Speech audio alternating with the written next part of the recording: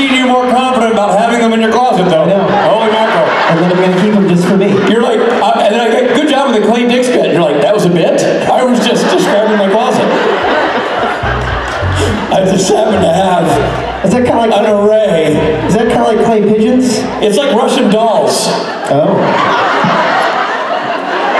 And all of them are you. Because he's Dick. Wow. How quickly they turn. Well, they turn because that's real creepy, man. You basically people love Dick. You just said, essentially, if I can walk everyone through here, sorry kids who are underage, you just said that your substantial dildo collection all look like me.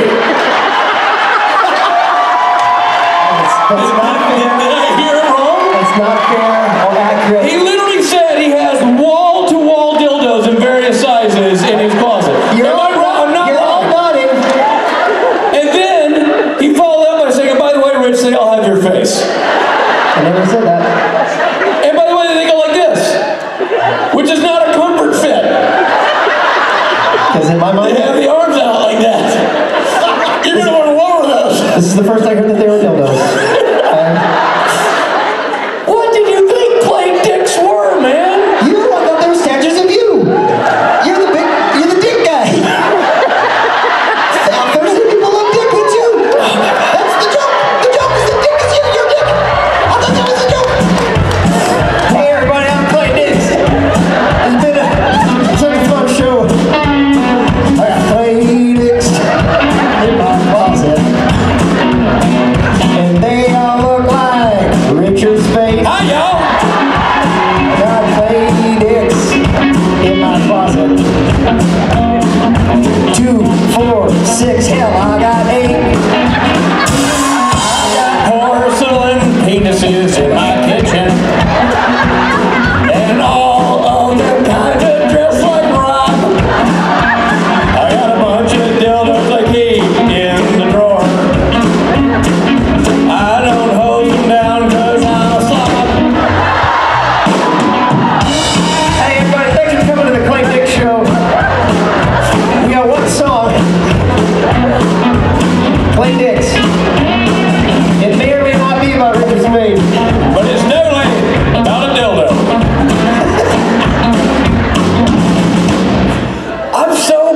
This is so awful. And it's just Thursday morning. And the thing that's terrible is that somewhere in this audience, after years of cajoling, there's a father who finally brought his daughter. I don't know what all the hubbub's about, but fine. And another one. From the sand hill they're talking about it. Are you kidding me? That ain't Clay Dicks. I got pretended to be Clay Dicks out, and that is not him. I don't recall an episode entitled Clay Dicks. All right, you know what is also a bummer is that our next guest is a real classy lady who deserves better than this. And I am so sorry to have to say these next words. We should have thought about this. I know. We should have spaced her out. Next time. Rob has been working on this dildo bit for a long time, and he finally, I was like, maybe we should have saved that for, just take your whole sex toy set and let's slide it over to another day. And we'll try to dust this off and make it a nice show. Ladies and gentlemen, if we could just pretend like that last bit didn't happen and give a warm, classy, G-rated welcome to Lauren Tom.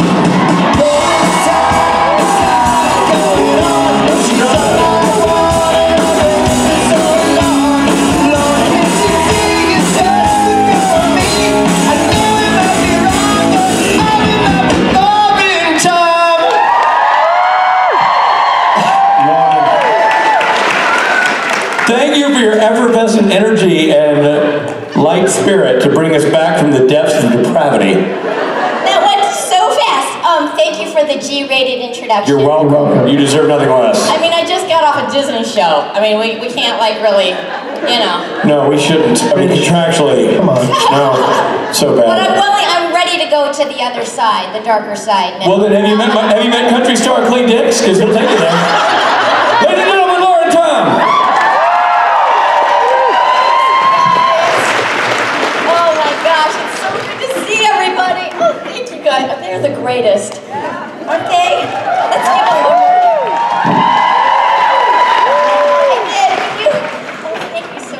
falling apart here. I'll rebuild it. Would you? And here's the little lid. I'll be back in a Thank you minute. so much. So I feel like I haven't seen you in so long, and I'm so happy to see you. My hair's a little longer. I've gotten taller. And the last time he was here in Vegas was not for the convention, but was to shoot the Hillywood little movie. Did you guys like that? It was so much fun and so great to see everybody. And Osric was, you know, working all of his magic. And oh, do you know that I tried to fix up Osric last year? Because I was on this show called Andy Mack, and the girl that played my older daughter is this beautiful, thank you so much, this beautiful Asian girl named Leland Bowden, and I just thought they would really get, you know, they call me an Orienta, right? Because I'm always trying to fix people up, Orient, you know. And it didn't work, but they're friends.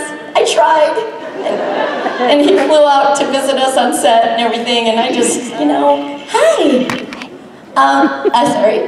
It's just so good to see people, see faces that I haven't seen in so long. I have to say that I think that Supernatural fandom is the greatest on earth. It's like nothing I've ever experienced, really, and I'm so happy and proud to be a part of this family. And I know that we're all trying to gear up to say, you know, goodbye to the show and all that, but, you know, it's like life, and right? I mean,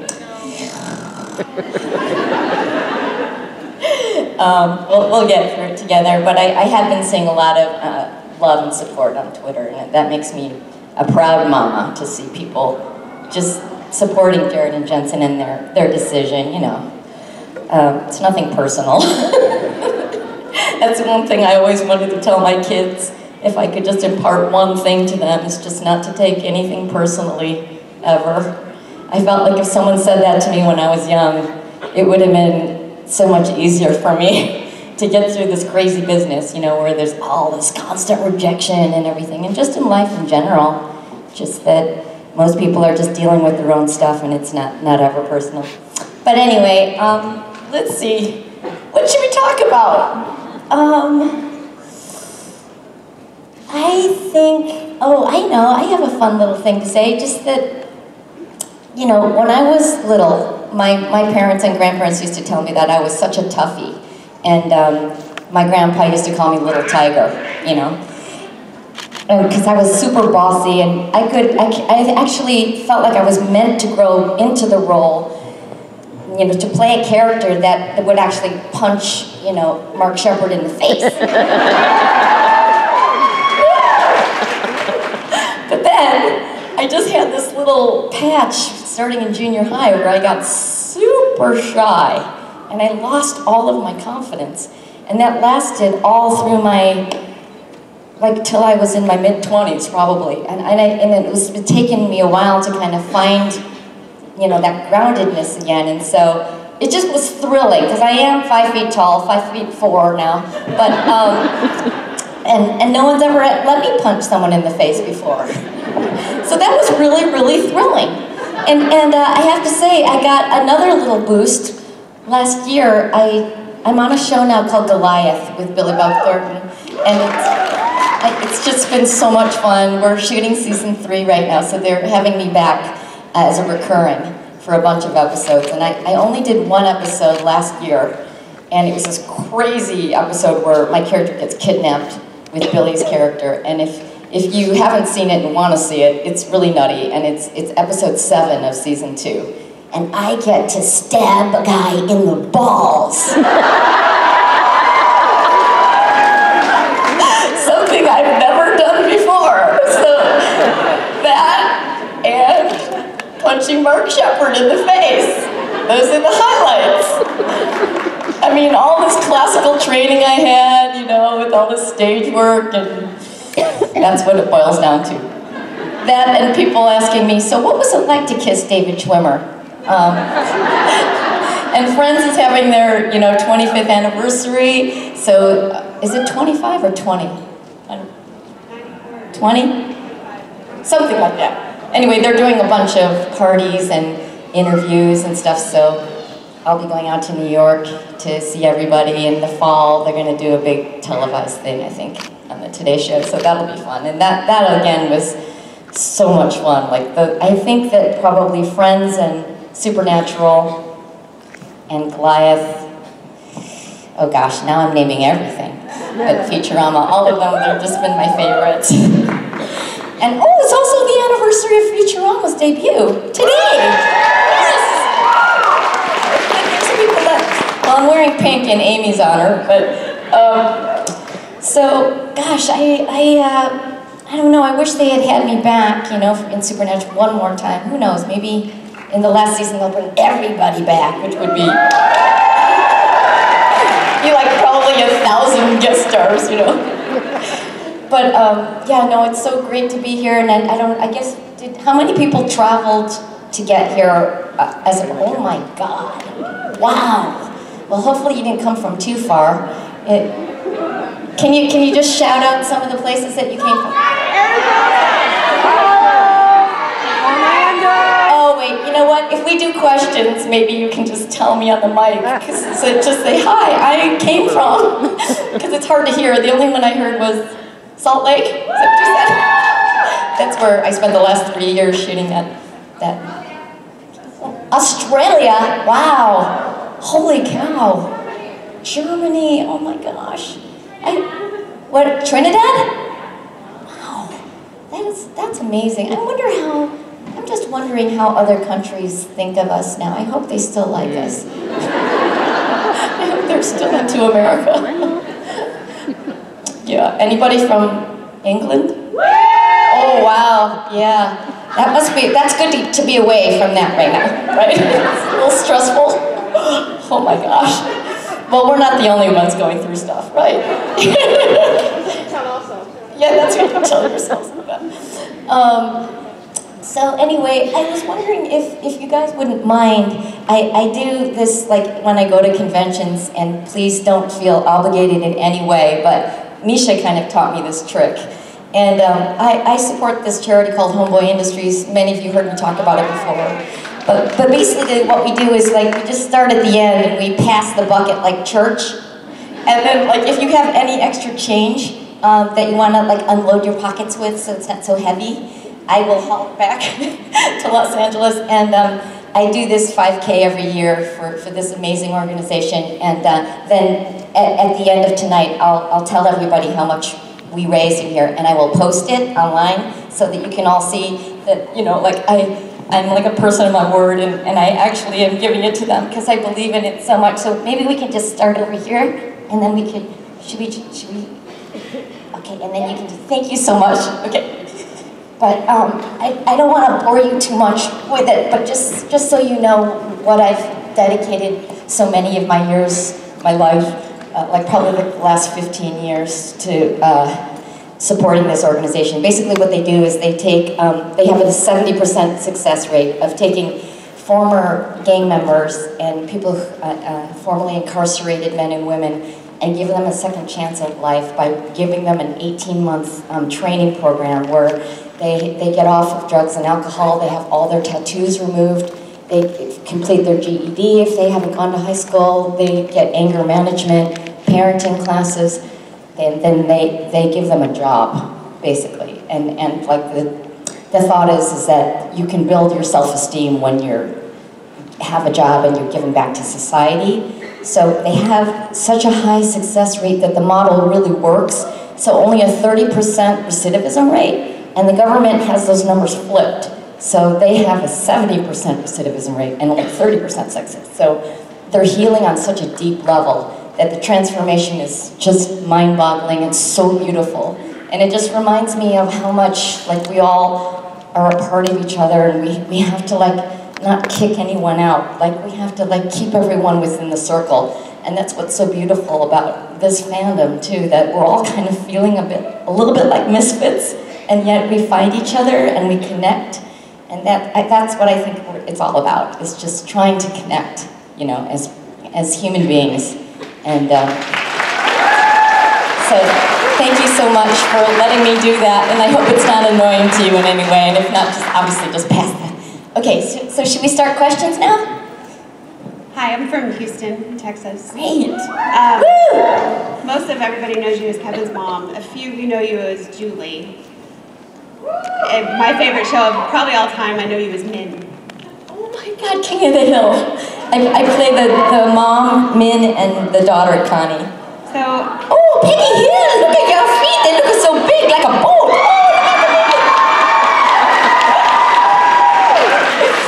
I guess I was going to ask if we could hear a little Min because it's been a long time and we'll never get to hear it again. But what was it like working as a voice actress in that dynamic? Because that's a huge cast. Oh, it was just like a family. It went for 13 seasons, and I just fell in love with everybody who was working on that, and it was really a gift. And you know, for a half a minute, Fox was thinking about bringing it back. And we all got really excited, but then I guess it didn't work out because I never heard. Well, we'd be without Luann and Lucky, and I think that would be hard.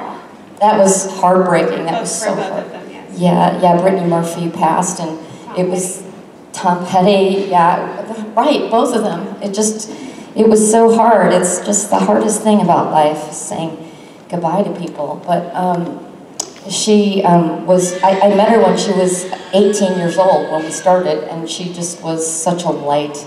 And Tom Petty could not have been a more down-to-earth person at the table reads and everything. He was an amazing guy.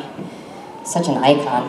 Sorry to be the Debbie Downer. No, that's okay, that's okay. I just rewatched when I realized you were going to be here, and we missed the show a lot. Oh, thank you so much. Thanks for watching it. You know who, Pamela Adlon, who played Bobby, she has this new show called Better Things. It's really great, you guys, if you want to check it out.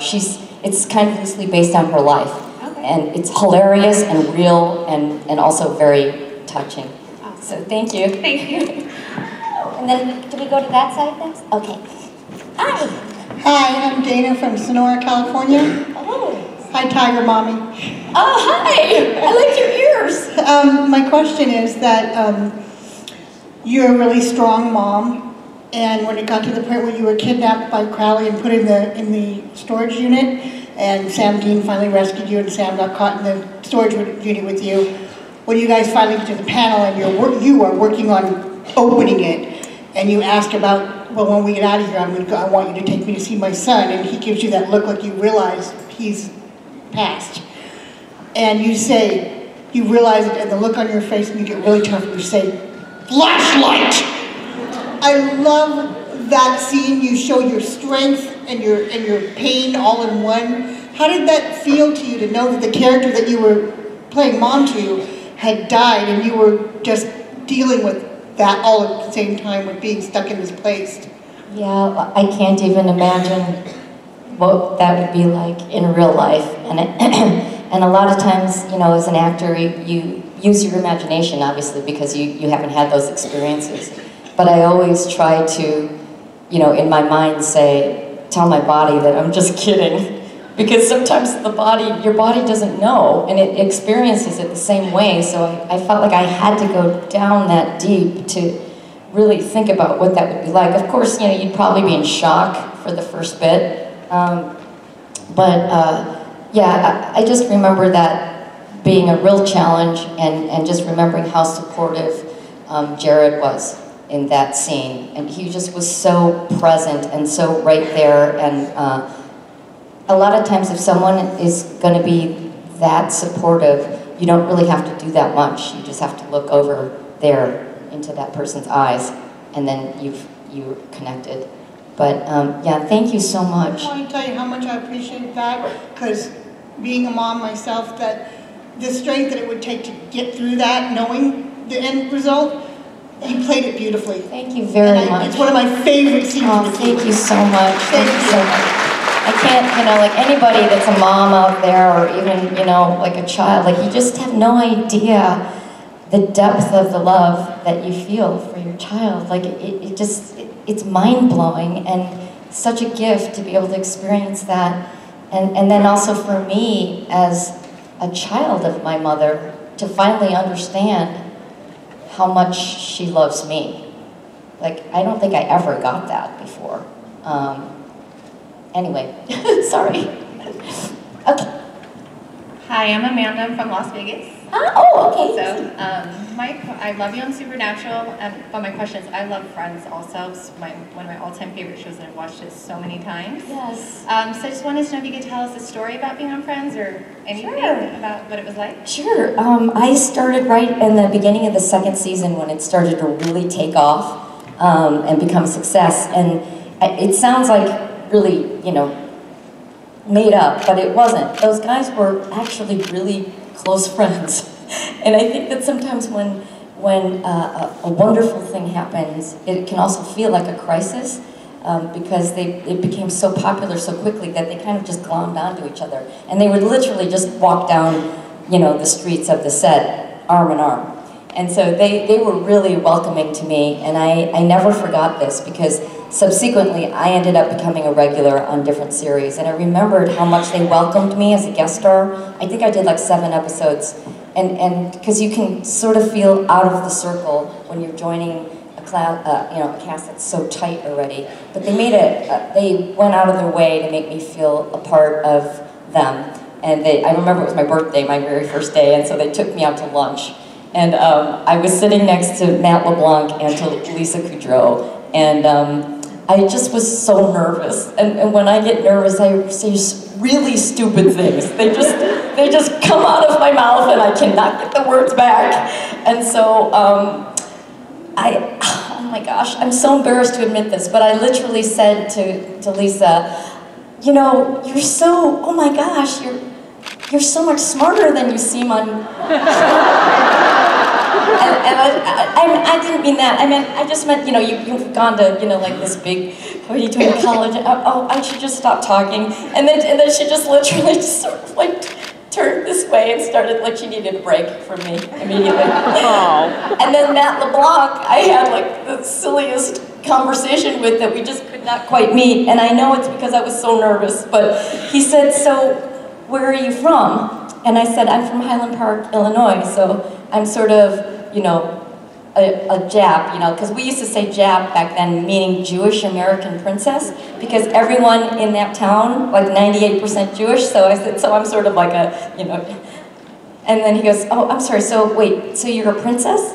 And I went, oh, no, I'm not, I just meant Jewish American princess, but the acronym is Jap, but it doesn't mean, so you're Japanese?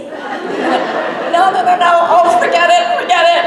So it was kind of like that. It was a little stumbly through the lunch, but they could not have been any sweeter. And I just also learned a lot from them that you should welcome your guest cast immediately, and then also, they were so natural.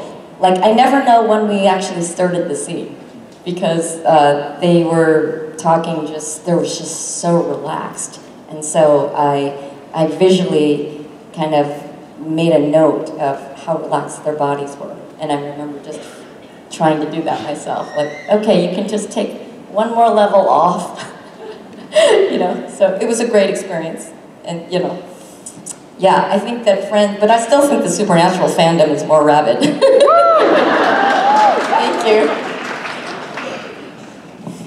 Hi, I'm Emily. I'm here from New York. Oh, wow. And so when the trans have to go and get their anti-possession tattoos, Linda Tran mentions it's not her first time getting inked. I am wondering what other tattoos you think Linda's got. Wasn't it you, Crystal? Yeah. Crystal thinks it was a Venus flytrap. On your inner thigh. On my inner thigh! Oh my God. You know what? I've always toyed with getting a tattoo, but I've never gotten up the courage. But I think in light of everything that's going on in this world right now, I probably want to have it tattooed on my back. Everything's going to be all right. That's what I would want to just know, because I tend to be a worrywart. But tattoos are cool. They make you instantly look cool. But then I don't know if I could commit to something for my whole life. But I guess, with like Homeboy Industries, you can have them removed. I think it hurts a little bit though. So yeah, so maybe one day I will. Do you have any tattoos? I do not. No. But if you did, what would you get? Oh geez. A Venus flytrap on my inner thigh. No, I have no idea. Thank you. Maybe next time you see me. Hi. Hello, I came from Puerto Rico. Oh, wow. Oh, my gosh. A long flight. Oh, So, God. I would like And I to hope ask. we won't stop giving you money. Like, you know, Puerto Rico just still needs more. Okay, anyway. So, what has been your favorite part about playing Linda? My favorite part about playing Linda?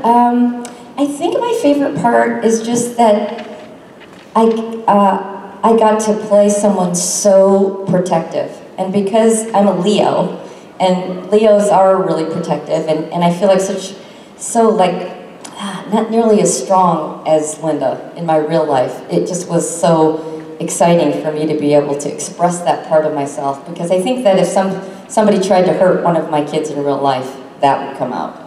And hopefully that will never happen, so then I could just do it in the show. But, and also she's funny too. I like that she's funny. And then also, I started out in theater, and I used to be a dancer, and so I feel like in this show, in Supernatural, I got to use all of the different crafts that I trained for. Like, because it was so physical, I did all of my own stunts, and I got to punch, and I got to run, and heels, and like pull the demon out of my, so that required kind of like a, that wasn't that easy. And then also just the comedy from the sitcoms, because it had that. And then I used to do very avant-garde theater on stage. And Supernatural, it's out there. So I mean, you can't be too linear to be on this show. And so it had everything, and it had drama, and it was almost like Greek tragedy sometimes with the storylines, but also it was tongue-in-cheek, and it didn't take itself too seriously. So I think that's why the show's lasted so long too, because it does have all of those elements, and scary. Scary's not my favorite though, because you can't unsee things. And they make it seem so real too. But yeah, I guess that didn't really answer your question, because there was so many things, but there were so many things that I loved about it. Thank you. Hi, my name's April. I'm from McAllen, Texas. I have a question for you. You're such a prolific actress as far as like TV and cartoons. My question, and also I can't forget World of Warcraft. I've been playing since launch, and I love Lily. Oh, I'm doing some other games now too. Yeah. I don't know if I'm allowed to say, but there's some big ones. I'm really excited. I've never done a mocap thing, with all the dots and everything, and I play a really freaking, I think I can say this one, it's called Ghosts of Tsushima, and it's like takes place in feudal Japan, and it's drop dead gorgeous. If you YouTube the trailer is so beautiful. Anyway, I play someone kind of like Linda. I'm more badass in that. Anyway, sorry. No, that's awesome to hear. My question is, and it's kind of akin to what you were just saying, what's your method of preparation for like voice acting, like for cartoons or video games, as opposed to like preparation for live acting? Yeah, so, that's a great question, and what I actually discovered is that it's really the same. And like the voice acting is much better if you're imagining that you're talking to someone right there in front of you. And so it just doesn't have the camera element. And then of course your whole performance is all channeled into just your voice. But sometimes when young people will ask me how to get started in voiceover work, I tell them they really have to train as an actor, that you can't really bypass that. But then also, to just kind of play around with different sounds and voices that your instrument can make, and have a little bag of voices that you can pull out.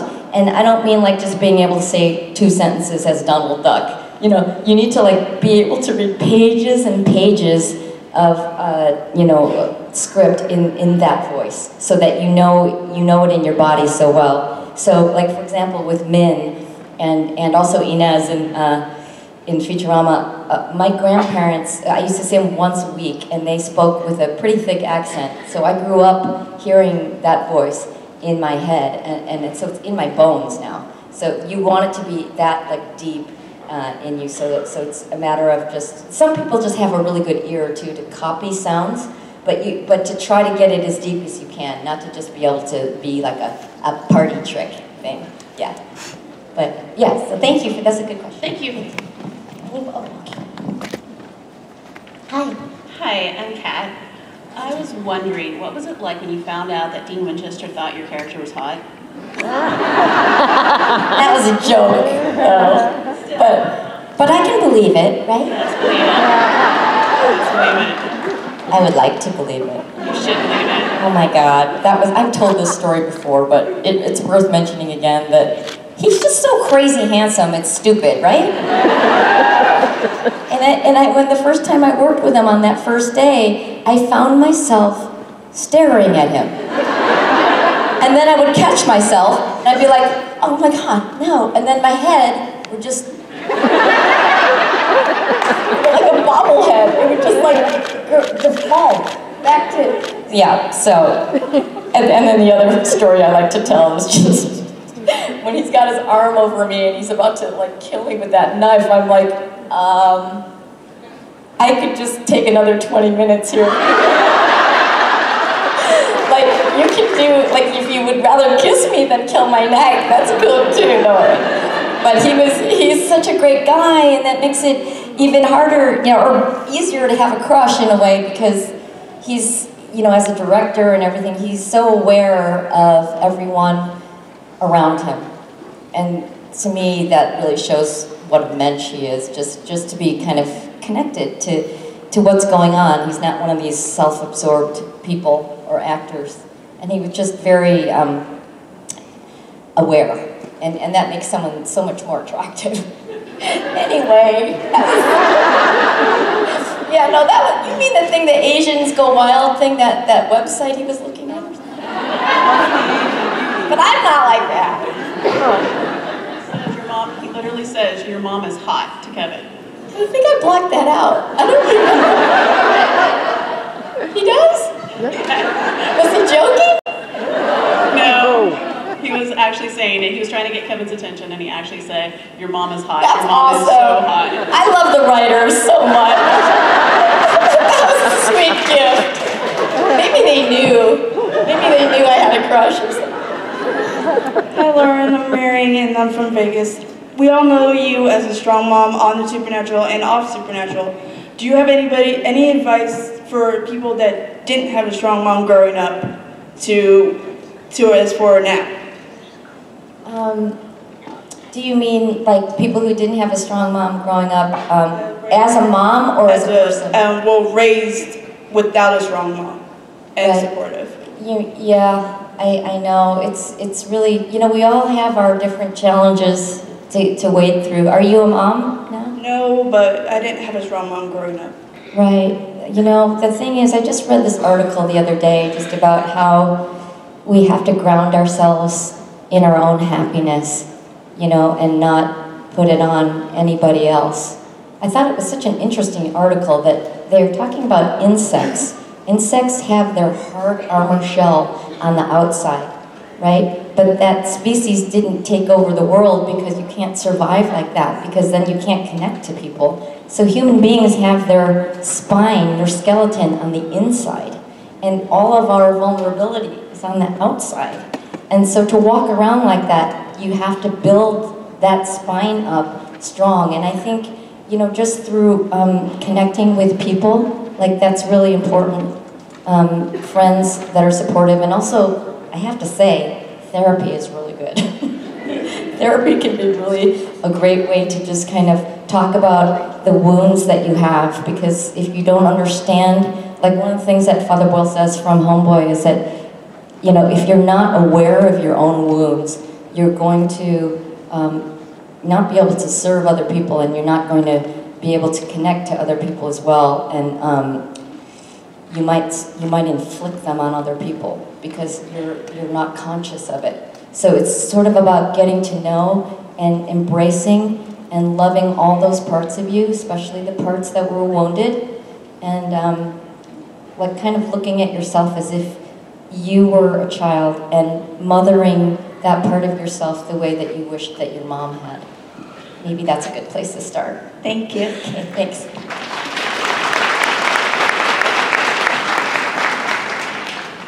Howdy, I'm Scott from the Bay Area. I'm a huge Futurama fan. Oh, great. I was wondering if you could give us a little Amy Wong. Oh, spleesh! You're so cool, dude! I just love boys, that's the thing. Wait a minute, what was your name? Scott. Scott! Oh my gosh, blah, Scott. He just said it like 2 seconds ago. But yeah.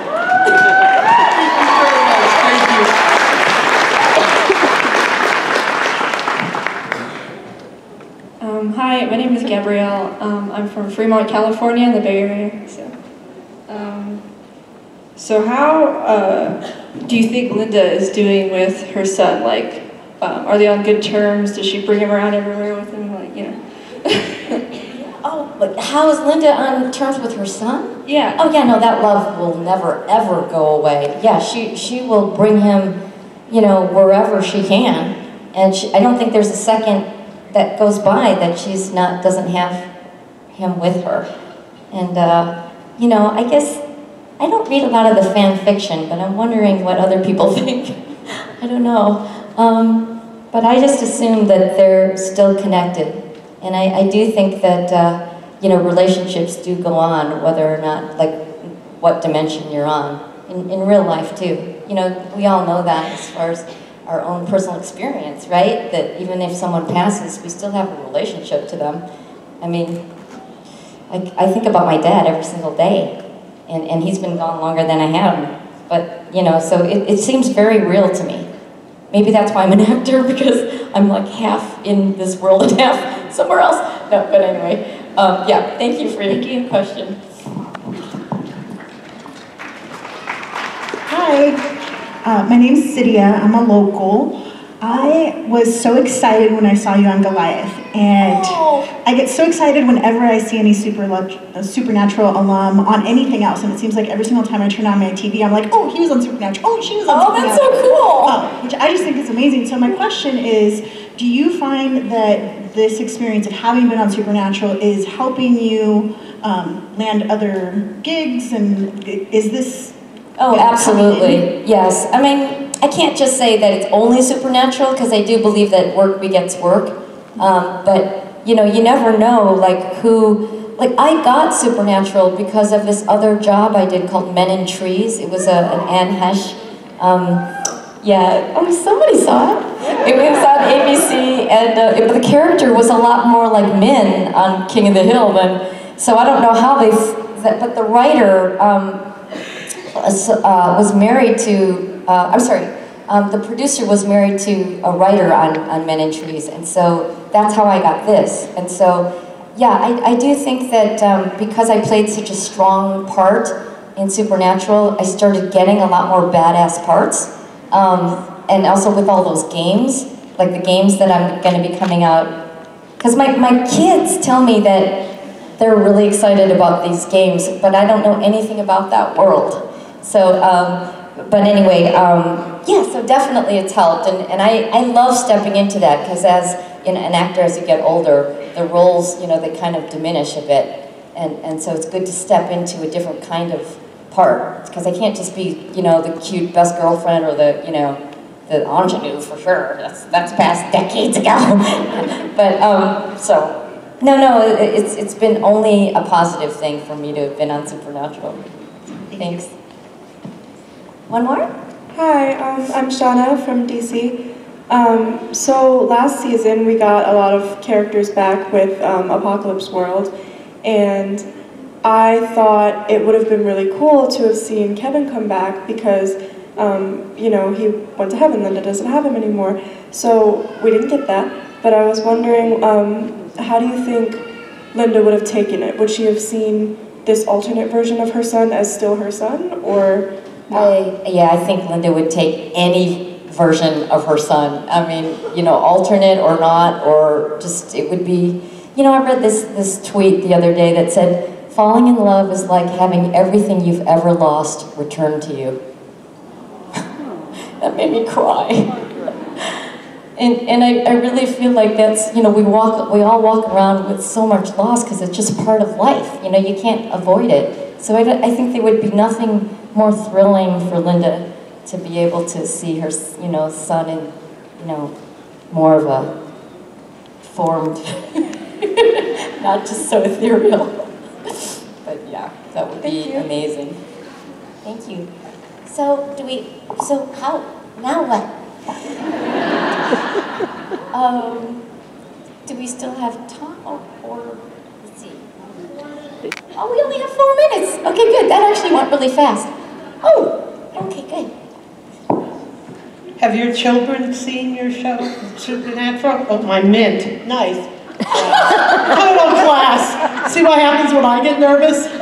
Have your children seen you in Supernatural, and what do they think? Yes, they actually really loved seeing me be so tough like that, and I have to say that they tend to watch everything I'm in. I'm in this series now called 3 Below. It's an animated thing, and they love that show. That was like Guillermo del Toro's.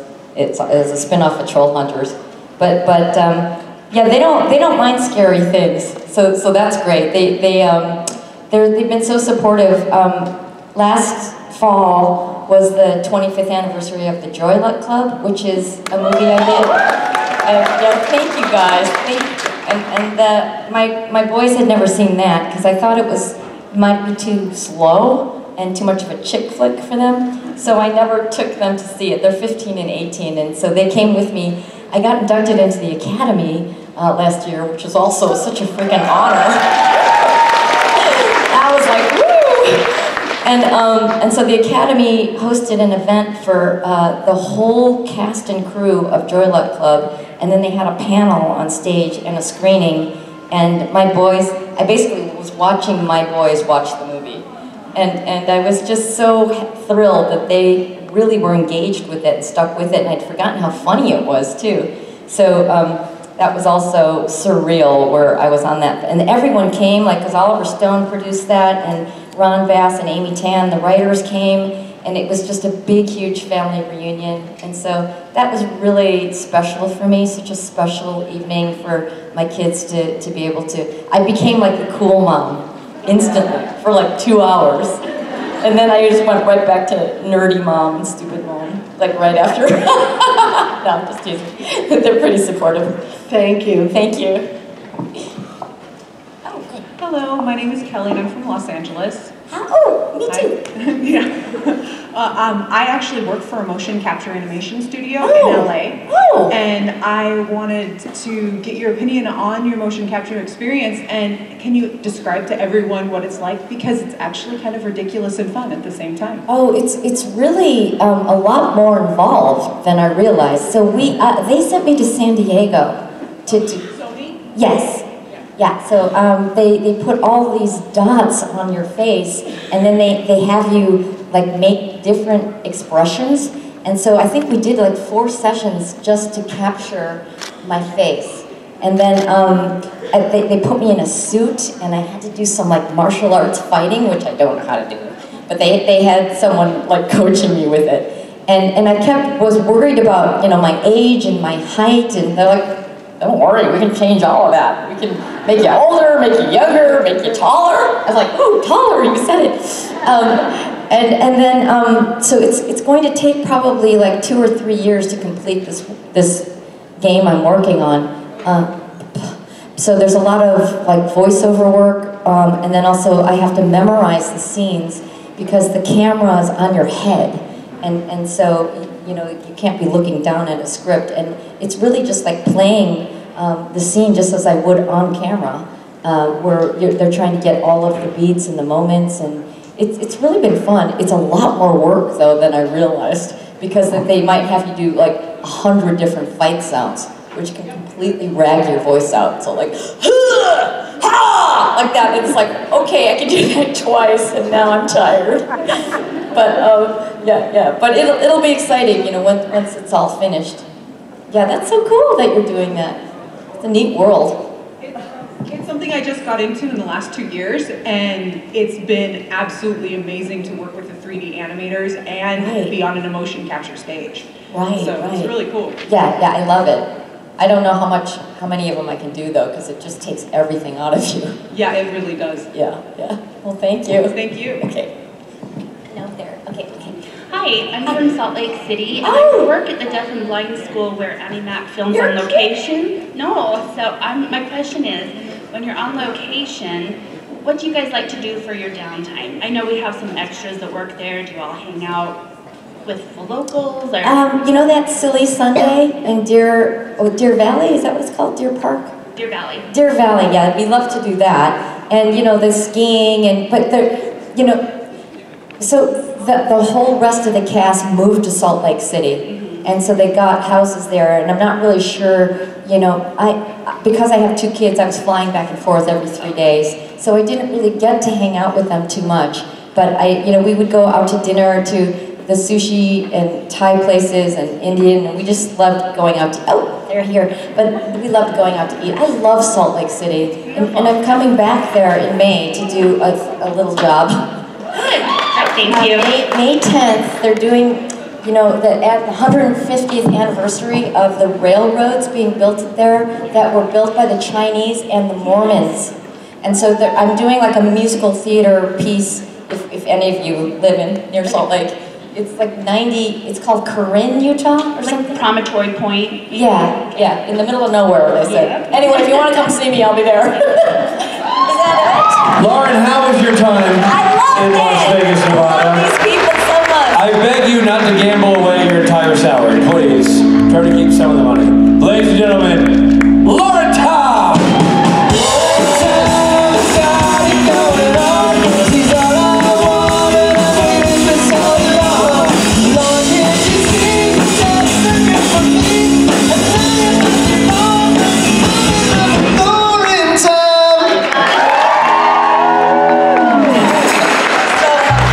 Thank you, Lauren. Robbie, Richard, it's not all about guests. It's not all about people. Sometimes it's about games. Games. What? Games, not interview games. Games that simply have 2 answers. It's either it's either yes or it's no. You know what I'm saying? So repeat after me, Robbie. Yes, no, right? Yes, no, yes, no, yes, no. Not much of a favor. No, to be honest, it's just a lie. It's just a real kid. And yes, no, and what's the yes? It's Stephanie. Stephanie.